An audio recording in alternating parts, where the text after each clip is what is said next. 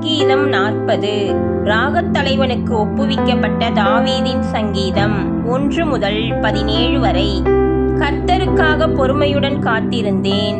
அவர் என்னிடமாய் சாய்ந்து என் கூப்பிடுதலை கேட்டார்.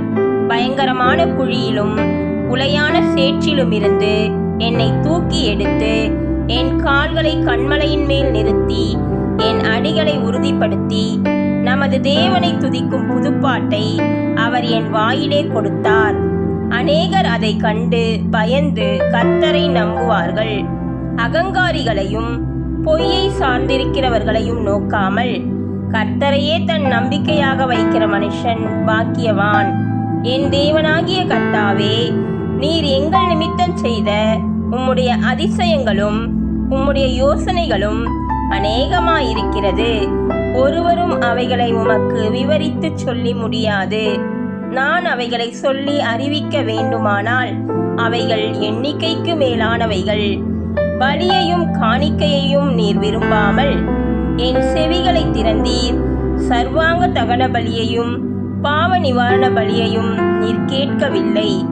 அப்பொழுது நான், இதோ வருகிறேன், புஸ்தகச் சுருளில் என்னை குறித்து எழுதியிருக்கிறது.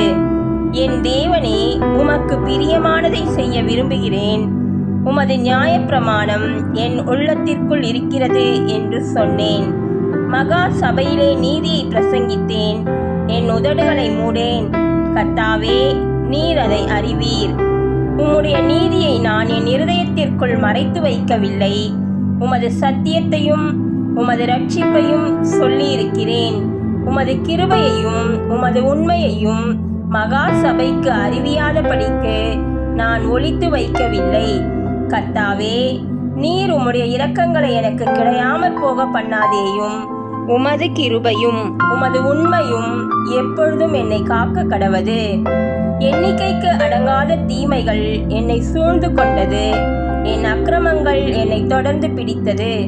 நான் நிமிர்ந்து பார்க்க கூடாதிருக்கிறது. அவைகள் என் தலைமயிரிலும் அதிகமாயிருக்கிறது. என் இருதயம் சோர்ந்து போகிறது. கர்த்தாவே, என்னை விடுவித்தருளும்.